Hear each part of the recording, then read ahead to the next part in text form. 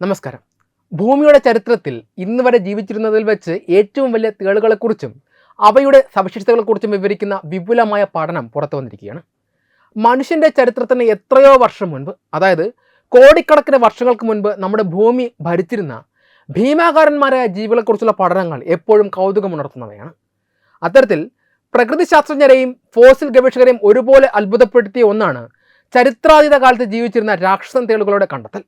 ഇന്ന് നമ്മൾ കാണുന്ന തേളുകൾ പൊതുവെ ഏതാനും ഇഞ്ചുകൾ മാത്രം നീളമുള്ളവയും മനുഷ്യർക്ക് വലിയ രീതിയിൽ ഭീഷണിയില്ലാത്തതുമാണ്. എന്നാൽ കാർബോണിഫറസ് കാലഘട്ടത്തിൽ ജീവിച്ചിരുന്ന ചില തേളുകൾക്ക് ഒരു ശരാശരി മനുഷ്യനോളം അല്ലെങ്കിൽ അതിലും കൂടുതൽ വലിപ്പം ഉണ്ടായിരുന്നുവെന്ന് ശാസ്ത്രലോകം തെളിവുകൾ സഹിതം കണ്ടെത്തിയിട്ടുണ്ട്. ഈ ഭാഗത്തിൽ ഏറ്റവും പ്രമുഖമായ ഒന്നാണ് പുൽമാന സ്കോർപ്പിയസ് എന്നറിയപ്പെടുന്ന ഭീമൻ തേൾ.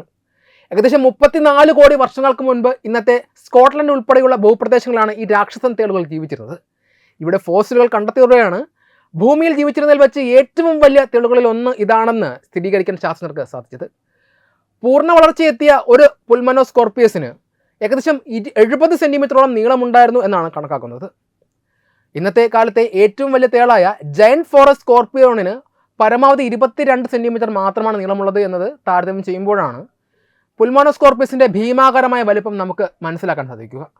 ഇത്രയും വലിയ ശരീരപ്രകൃതിയുള്ള ഈ ജീവികൾ അക്കാലത്തെ ഏറ്റവും ഭീതിജനകമായ വേട്ടക്കാരായിരുന്നു എന്നതിൽ തർക്കമില്ല.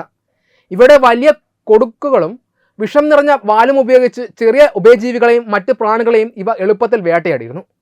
ചരിത്രാതീത കാലത്ത് ജീവിച്ചിരുന്ന പ്രാണികൾക്കും സന്ധിപദങ്ങൾക്കും ഇത്രയും വലിയ വലിപ്പം കൈവരിക്കാൻ സാധിച്ചതിന് പിന്നിൽ വ്യക്തമായ ചില ശാസ്ത്രീയ കാരണങ്ങളുണ്ട്. ഇന്നത്തെ അന്തരീക്ഷത്തിൽ ഏകദേശം 21% ഓക്സിജൻ ഉള്ളപ്പോൾ കാർബോണിഫറസ് കാലഘട്ടത്തിൽ ഇത് 30 മുതൽ 35% വരെയായിരുന്നു. പ്രാണികൾക്ക് മനുഷ്യരെ പോലെ ശ്വാസകോശങ്ങൾ ഇല്ലാത്തതിനാൽ അവയുടെ ശരീരത്തിലേക്ക് ഓക്സിജൻ നേരിട്ട് എത്തിക്കുന്ന സ്നാനനാളി വ്യവസ്ഥയാണ് ഉണ്ടായിരുന്നത്. അന്തരീക്ഷത്തിൽ ഓക്സിജൻ്റെ അളവ് വർദ്ധിച്ചപ്പോൾ ഇത്തരം ജീവികളുടെ ശരീരത്തിന് കൂടുതൽ ഊർജ്ജം ലഭിക്കുകയും അത് അവയുടെ വലിപ്പം അതിവേഗം വർദ്ധിക്കാൻ കാരണമാവുകയും ചെയ്തു. പിന്നീട് ഭൂമിയിലെ ഓക്സിജൻ്റെ അളവ് കുറഞ്ഞതോടെയാണ് ഈ ഭീമൻ ജീവികൾക്ക് വംശനാശം സംഭവിച്ചതും പ്രാണികളുടെ വലിപ്പം ഇന്നത്തെ രീതിയിലേക്ക് ചുരുങ്ങിയതും. ഫോസിൽ പഠനങ്ങളിൽ നിന്ന് പുൽമാനോസ്കോർപ്പിയസിൻ്റെ ശാരീരിക ഘടനയെക്കുറിച്ച് കൂടുതൽ രസകരമായ വിവരങ്ങൾ ലഭ്യമായിട്ടുണ്ട്. ഇവയുടെ തലയുടെ ഇരുവശങ്ങളിലുമായി വലിയ സംയുക്ത കണ്ണുകൾ ഉണ്ടായിരുന്നു. ഇന്നത്തെ തേളുകൾക്ക് കാഴ്ചശക്തി വളരെ കുറവാണ് എങ്കിലും പുൽമോണോസ്കോർപ്പിയസിന് മികച്ച കാഴ്ചശക്തിയാണ് ഉണ്ടായിരുന്നത്. പകൽ വെളിച്ചത്തിൽ കൃത്യമായി ഇരകളെ കണ്ടെത്താനും വേട്ടയാടാനും ഈ കാഴ്ചശക്തി അവയെ സഹായിച്ചിരുന്നു. കൂടാതെ ഇവയുടെ ശരീരത്തിൻ്റെ ഉപരിതലം കട്ടിയുള്ള ഒരു ബാഹ്യാസ്ഥികൂടം കൊണ്ട് സംരക്ഷിക്കപ്പെട്ടിരുന്നു. ഇത് മറ്റ് വേട്ടക്കാരിൽ നിന്ന് കഠിനമായ കാലാവസ്ഥയിൽ നിന്നും ഇവയ്ക്ക് മികച്ച സുരക്ഷ നൽകി. ഇരകളെ പിടികൂടാൻ ശക്തമായ കൊടുക്കുകളും അവയെ നിഷ്പ്രഭമാക്കാൻ മാരകമായ വിഷം ചീറ്റുന്ന വാലും ഈ ജീവികൾ ഉപയോഗിച്ചിരുന്നു. ഭൂമിയുടെ പരിണാമ ചരിത്രത്തിൽ ഇത്തരം കണ്ടെത്തലുകൾക്ക് വലിയ പ്രാധാന്യമുള്ളത്. ലക്ഷക്കണക്കിന് വർഷങ്ങൾക്ക് മുൻപ് ഭൂമിയിലെ ആവാസ വ്യവസ്ഥയും കാലാവസ്ഥയും ഇന്നത്തേതിൽ നിന്ന് എത്രമാത്രം വ്യത്യാസപ്പെട്ടിരുന്നു എന്ന് മനസ്സിലാക്കാൻ ഇവ സഹായിക്കും. പുൽമാനോസ്കോർപ്പിയസിനെ പോലെയുള്ള ഭീമൻ തേളുകളുടെ ഫോസിലുകൾ ഭൂമിയുടെ ഭൂഗർഭ ചരിത്രത്തിലെ സുവർണ്ണ കാലഘട്ടത്തെയാണ് പ്രതിനിധീകരിക്കുന്നത്.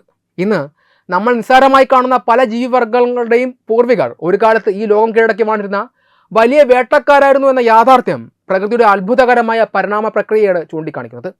തുടർന്നുള്ള ഗവേഷണങ്ങളിലൂടെ ഇത്തരം കൂടുതൽ ജീവികളുടെ അവശിഷ്ടങ്ങൾ കണ്ടെത്താൻ സാധിക്കുമെന്നും അത് ജീവൻ്റെ ഉത്ഭവത്തെയും വികാസത്തെയും കുറിച്ചുള്ള പുതിയ അറിവുകളിലേക്ക് വഴി തുറക്കുമെന്നുമാണ് ശാസ്ത്രലോകം പ്രതീക്ഷിക്കുന്നത്. വെബ് ഡെസ്ക് തത്വമൈ TV.